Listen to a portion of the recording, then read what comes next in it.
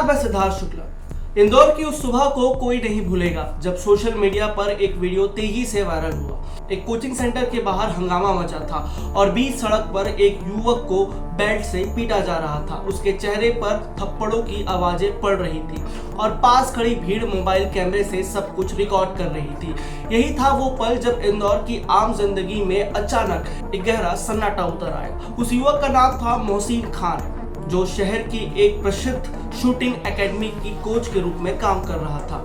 चलिए इस पूरी घटना को शुरू से समझते हैं। एक रोज मध्य प्रदेश के इंदौर शहर में एक सनसनीखेज और चौंकाने वाला मामला सामने आया, जिसने न केवल स्थानीय लोगों को हिलाकर रख दिया है बल्कि पूरे देश में एक गंभीर बहस को जन्म दे दिया है। यह कहानी है ड्रीम ओलंपिक शूटिंग एकेडमी के कोच मोहसिन खान की, जिस पर यौन शोषण, छेड़छाड़ और ब्लैकमेलिंग जैसे गंभीर आरोप लगे हैं। मामले ने समाज में छिपे उन अंधेरे कोनों को उजागर किया है जहां भरोसे और गुरु शिष्य के पवित्र रिश्ते को तार तार कर दिया गया है। आज हम इस पूरे मामले की तह तक जाएंगे, इसकी शुरुआत, इसके पीछे की साजिश और नए नए खुलासों को आपके सामने रखेंगे। साथ ही हम यह भी जानेंगे कि क्या यह मामला सिर्फ एक व्यक्ति की गलत हरकतों तक सीमित है या इसके पीछे कोई बड़ा नेटवर्क काम कर रहा है। तो आइए शुरू करते हैं इस गंभीर रोचक कहानी के बारे में।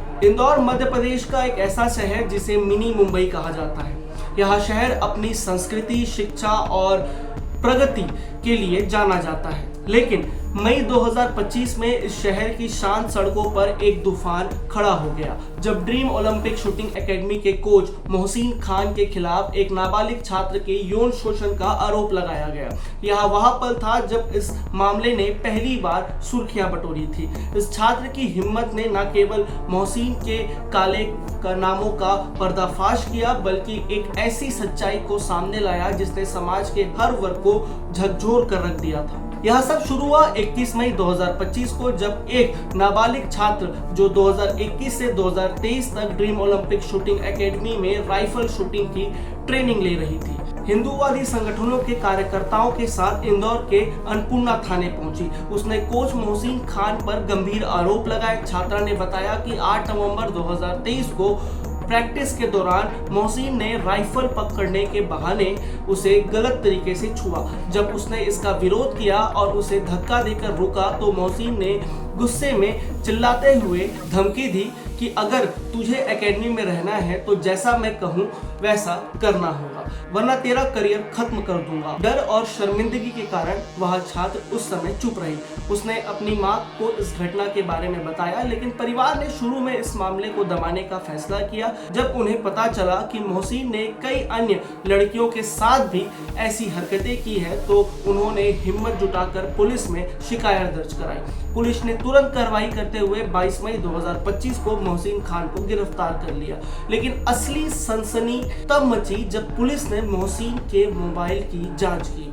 उसके फोन में 100 से ज्यादा लड़कियों के साथ अश्लील चैट और 10 से ज्यादा लड़कियों के आपत्तिजनक वीडियो मिले। इनमें से कई वीडियो इतने अश्लील थे कि पुलिस भी देखकर दंग रह गई। इन वीडियो में मोहसिन लड़कियों के साथ अनुचित व्यवहार करता नजर आ रहा था। कुछ में वह उन्हें गलत तरीके से छू रहा था तो कुछ में वह और भी घिनौनी हरकतें करता दिख रहा था। यह खुलासा इतना चौंकाने वाला था कि स्थानीय लोग और पीड़िताओं के परिजन गुस्से में उबल पड़े। यह सवाल उठता है कि क्या वह नाबालिग छात्र जिसके कारण यह मामला सामने आया मोहसिन के बार बार मैसेज का शिकार थी। उपलब्ध जानकारी के अनुसार उस छात्र ने अपने बयान में बताया है कि मोहसिन ने उसे सिर्फ एक बार गलत तरीके से छुआ था और जब उसने विरोध किया तो उसे धमकी दी गई, लेकिन उसके बाद वह डर के कारण एकेडमी जाना छोड़ चुकी थी। इसका मतलब यह नहीं है कि मोहसिन ने उसे बार बार मैसेज किए या उसके साथ नाजायज संबंध स्थापित किए। उस छात्र का कहना है कि वह घटना 8 नवंबर 2023 की थी और उसके बाद उसने मोहसिन से दूरी बना ली। हालांकि मोहसिन के मोबाइल में मिली 100 से ज्यादा लड़कियों के साथ चैट्स, यह साफ है कि वह कई अन्य लड़कियों को नियमित रूप से मैसेज करता था, जिसमें से कुछ के साथ उसने अश्लील बातचीत की थी, लेकिन उस नाबालिग छात्र के साथ नाजायज संबंध की कोई पुष्टि नहीं हुई है। उसका मामला मुख्य रूप से छेड़छाड़ और धमकी का है, जिसके आधार पर पुलिस ने पॉक्सो एक्ट और अन्य धाराओं में केस दर्ज किया है। और पॉक्सो एक्ट का एक और मामला भी है, जरा आगे बढ़ते हैं तो आपको समझ में आते जाएगा। जब यह मामला पुलिस के सामने आया, उसके बाद से लगातार यह मामला और गहरा होते जा रहा है। गुरुवार 22 मई 2025 को 2 और पीड़िताएं अन्नपूर्णा थाने में पहुंची। इनमें से एक महिला वकील थी, जिसने मोहसिन पर बलात्कार और ब्लैकमेलिंग का आरोप लगाया। इस महिला ने बताया कि वह फरवरी 2021 में शूटिंग सीखने के लिए एकेडमी में दाखिल हुई थी। जुलाई 2022 में मोहसिन ने उसे अपने फ्लैट पर बुलाया और जबरन उसके साथ दुष्कर्म किया।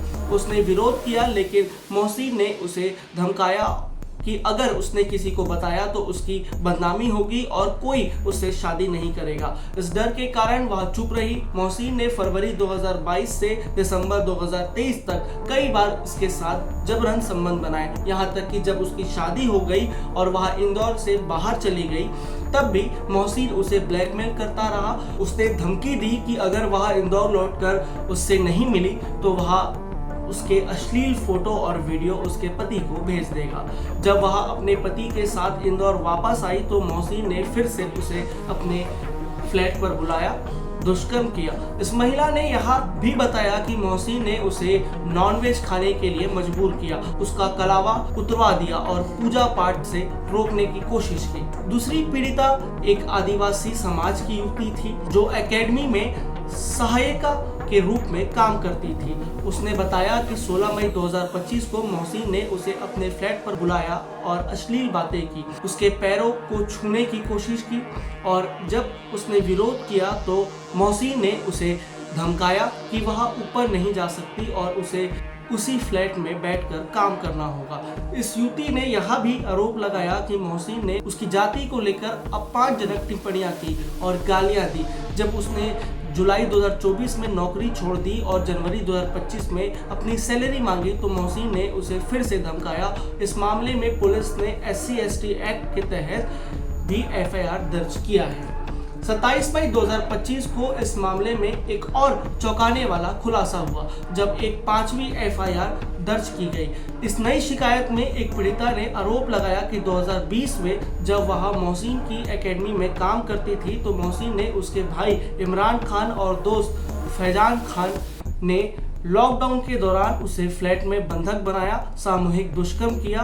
उस समय पीड़िता की उम्र लगभग 17 वर्ष के आसपास की थी, जिसके चलते पुलिस ने पॉक्सो एक्ट की धारा भी जोड़ी है। पीड़िता ने यह भी बताया है कि मोहसिन और उसके साथियों ने उस पर धर्म परिवर्तन का दबाव बनाया और प्रतिबंधित मांस खाने के लिए मजबूर किया। जब उसने विरोध किया तो मोहसिन ने उसके साथ मारपीट की और गर्म प्रेस से उसे दागने की क्रूरता की। इस मामले में पुलिस ने मोहसिन, इमरान और फैजान के खिलाफ जांच शुरू कर दी है। अब सवाल उठता है कि क्या मोहसिन खान अपनी एकेडमी में सिर्फ हिंदू लड़कियों को ही ट्रेन करता था? इस सवाल का जवाब जटिल है। हिंदूवादी संगठनों, खासकर बजरंग दल ने दावा किया है कि मोहसिन विशेष रूप से हिंदू लड़कियों को निशाना बनाता था। उनके अनुसार मोहसिन सस्ती फीस का लालच देकर गरीब हिंदू लड़कियों को अपनी एकेडमी में बुलाता था और उन्हें अंतर्राष्ट्रीय खिलाड़ी बनाने का सपना दिखाता था। उसके मोबाइल में मिले ज्यादातर वीडियो और चैट्स में हिंदू लड़कियां ही थी, जिसके आधार पर संगठनों ने इसे लव जिहाद का मामला करार दिया है। बजरंग दल के जिला प्रमुख अनिल पाटिल ने दावा किया है कि मोहसिन ने पिछले 10 सालों में 150 से ज्यादा हिंदू युवतियों को अपने जाल में फंसाया है। हालांकि पुलिस ने अभी तक इस दावे की पुष्टि नहीं की है कि मोहसिन ने केवल हिंदू लड़कियों को ही टारगेट किया था कि नहीं। पुलिस का कहना है कि जांच में आए साक्ष्य इस बात की ओर इशारा करते हैं कि मोहसिन ने कई लड़कियों को शिकार बनाया, लेकिन यह कहना मुश्किल है कि उसने विशेष रूप से किसी एक समुदाय को टारगेट किया। फिर भी पीड़िताओं में ज्यादातर हिंदू लड़कियां ही हैं। इस कारण यह मामला धार्मिक रंग में जाता हुआ नजर आ रहा है।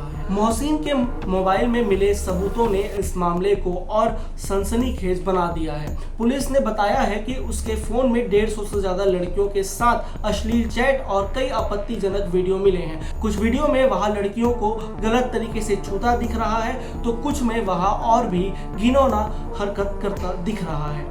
इन वीडियो को देखकर पीड़िताओं के परिजन और हिंदूवादी संगठनों के कार्यकर्ता इतने गुस्से में आ गए कि उन्होंने मोहसिन की पिटाई कर दी थी। एक वायरल वीडियो में दिखा कि जब परिजनों ने मोहसिन के फोन में अश्लील वीडियो देखे तो उन्होंने उसे थप्पड़ मारे और बेल्ट से पीटा। एक रिश्तेदार ने पूछा, ये वीडियो तेरे मोबाइल में कैसे आए? तो मोहसिन ने जवाब दिया, ये लड़की ने ही बनाया था, उसी ने मुझे भेजा। यह सुनते ही गुस्साए युवक और परिजनों ने मोहसिन की अच्छी खासी पिटाई कर दी। तो यह जो बात है वह तब की है जब मोहसिन का मोबाइल पुलिस के हाथ लगने से पहले पीड़िताओं के परिजनों और हिंदूवादी संगठनों के हाथ लग गया था। मोबाइल के वीडियो स्क्रीनशॉट देखने के बाद उन्होंने मोहसिन को तलाशा और उसकी जमकर पिटाई की। इसके बाद उसे पुलिस को सौंप दिया, जिसके बाद यह पूरा मामला शुरू हुआ। इस मामले में एक और नया एंगल सामने आया है जिसमें मोहसिन के दो भाइयों साजिद खान और इमरान खान का नाम भी उछला है। बताया जा रहा है कि ये दोनों इंदौर में निजी स्कूलों में शूटिंग कोच के रूप में काम करते हैं। हिंदूवादी संगठनों ने आरोप लगाया है कि मोहसिन का यह कथित नेटवर्क उसके भाइयों और कुछ अन्य लोगों के साथ मिलकर चल रहा था। पुलिस इस एंगल की भी जांच कर रही है कि कहीं यह कोई बड़ा संगठित गिरोह तो नहीं।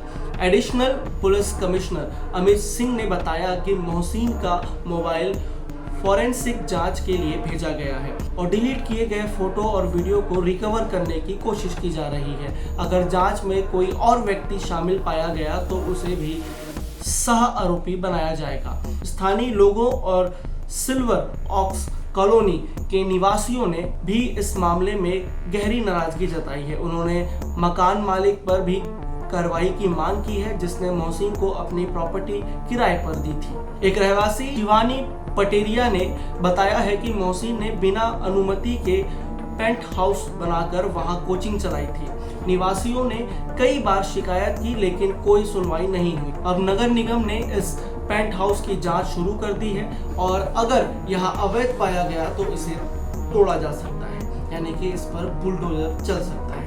इस मामले ने समाज में कई सवाल खड़े किए हैं। क्या हमारी बेटियां अपने सपनों को पूरा करने के लिए जिस भरोसे के साथ कोचिंग संस्थानों में जाती है वहां उनकी सुरक्षा सुनिश्चित है? दूसरा, क्या यह मामला सिर्फ एक व्यक्ति की विकृत मानसिकता का परिणाम है या इसके पीछे कोई बड़ा नेटवर्क काम कर रहा है? तीसरा, क्या इस मामले को धार्मिक रंग देना उचित है या इसे एक आपराधिक कृत्य के रूप में ही देखा जाना चाहिए? इन सवालों के जवाब तलाशने की जिम्मेदारी अब पुलिस और समाज दोनों की है। पुलिस ने मोहसिन खान के खिलाफ छेड़छाड़, पॉक्सो एक्ट, दुष्कर्म और SC/ST एक्ट सहित कई धाराओं में मामले दर्ज किए हैं। उसका आपराधिक रिकॉर्ड भी खंगाला जा रहा है। यहाँ भी पता चला है कि मोहसिन ने 2 बार शादी करने से इनकार कर दिया था, जिसका कारण उसकी इन हरकतों को बताया जा रहा है। पुलिस का कहना है कि अगर और पीड़िताएं सामने आती है तो जांच का दायरा और बढ़ाया जाएगा। यह मामला केवल इंदौर तक सीमित नहीं है। भोपाल, उज्जैन जैसे अन्य शहरों में भी हाल ही के दिनों में ऐसे मामले सामने आए हैं जिन्हें लव जिहाद का नाम दिया जा रहा है। हालांकि इस शब्द का इस्तेमाल विवादास्पद है और कई लोग इसे सामाजिक सौहार्द को बिगाड़ने वाला मानते हैं, लेकिन इंदौर के इस मामले ने एक बार फिर इस बहस को हवा दे दी है। बजरंग दल और बीजेपी के स्थानीय नेताओं ने इसे देश के अंदर का आतंकवाद करार दिया है, जबकि पुलिस इसे एक आपराधिक मामला मानकर जांच कर रही है। अंत में यह घटना हमें यह सोचने पर मजबूर करती है कि हमारी बेटियों के सपनों को पंख देने वाले संस्थान कितने सुरक्षित हैं। यह एक चेतावनी है कि हमें अपने बच्चों की सुरक्षा के लिए और सतर्क रहना होगा। मोहसिन खान जैसे लोग न केवल एक व्यक्ति के रूप में बल्कि समाज के लिए एक खतरे के रूप में भी सामने आए हैं। इस मामले में अभी कई सवाल अनुत्तरित हैं और पुलिस की जांच से उम्मीद है कि सच पूरी तरह सामने आएगा। तब तक के लिए मैं इस खबर को यहीं विराम देता हूँ। नमस्कार, मैं सिद्धार्थ शुक्ला। आप देखते रहिए वैम भारत।